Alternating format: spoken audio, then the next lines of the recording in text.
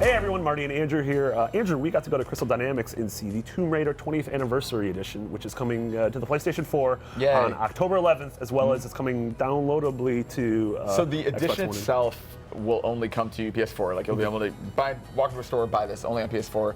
But the content from it, you'll still be able to get on Xbox One and PC. Yeah, if you had the season pass, or you can download piecemeal. Yeah, you can either, if you bought the core game on Xbox One or PC, you can just buy a pack that's all the new stuff, or if you had the season pass on Xbox One or PC, you get all this for free. Yeah, and Pretty cool. yeah, it comes with all the previous DLC and everything, but it also has 3 new things that are super cool.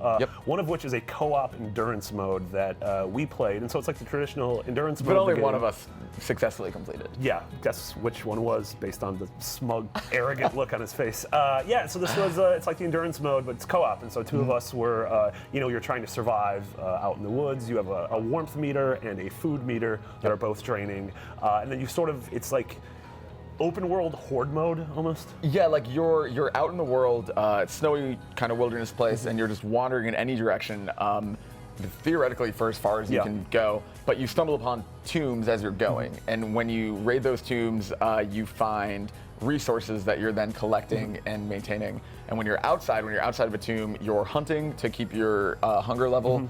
But you can also get attacked by bears and enemies and all kinds of other things. Yeah. So it's like a weird, like horde mode is actually, open world horde world's a really interesting way to describe it, but in like very small ways. Yeah, and it felt, it has a sort of a Dark Souls vibe to it in terms of if you die, like if you run out of food or health or you get killed, you don't get anything from the mission. So in order to successfully take any of the points and be able to use them for cards and everything, you need to extract yourself. So it sort of has that, do I want to keep going? Do I want to see if we can go a little bit further, or do we take what we have now and call in the evac chopper and just get out of there? Yep. So that was really cool. And then there's 2 other modes as well. There's one's called Blood Ties, which feels a lot like Gone Home in a way.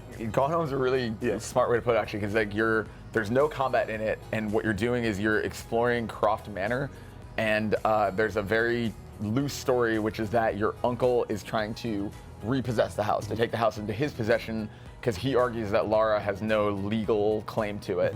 And so you're walking around finding like relics like you do in the main game, but instead of being about like Mesopotamia or whatever, mispronounced that really badly. Mispronounced the Potamia. They're about Lara's family. So it'll be like her dad talking about the night he met her mother, and then that might be a safe code that you need later. Yeah, it was really cool. Yeah, you're exploring the manor, which has obviously been such a huge part of the series, and whereas the 2 reboots sort of haven't really delved into that, so it's super cool doing this thing. It's also going to have a PSVR mode where you're going to be able to play the entire thing first person in VR, which seems super cool to be able to sort of explore the space like that. And then the final mode is called Lara's Nightmare, which is sort of the same thing as Blood Ties. It has the same story, except instead of it being like Gone Home, explore and use found objects to tell a story, it's kind of like Resident Evil. Lara's in a waking nightmare where there's zombies and floating skeletons and everything else invading the manor. And where where the enemy is the uncle that you heard in Blood Ties is now this like disembodied demon version of the uncle that you're hearing almost narrating. It kind of reminds me of what they do with Call of Duty Zombies, not in terms of mechanics, but just in terms of you have kind of your main story, which is sort of grounded and whatever, and then you have this, which is like admittedly super goofy and weird, but it works because they're sort of embracing that. And this is you're walking through, you're fighting zombies, you are picking up weapons as you go. Yeah, it's really scarce resources and ammunition. It's procedurally generated every time too, where this stuff is. But you find these randomly placed floating skulls, and when you destroy 3 of those, you'll trigger a boss encounter that will like end the session, basically. Yeah, so it seems super cool. Tons of new stuff coming to Rise of the Tomb Raider 20th Anniversary Edition, one of our favorite games from last year. Coming this fall to PS4, and then the additional content is coming October 11th to the other consoles as well.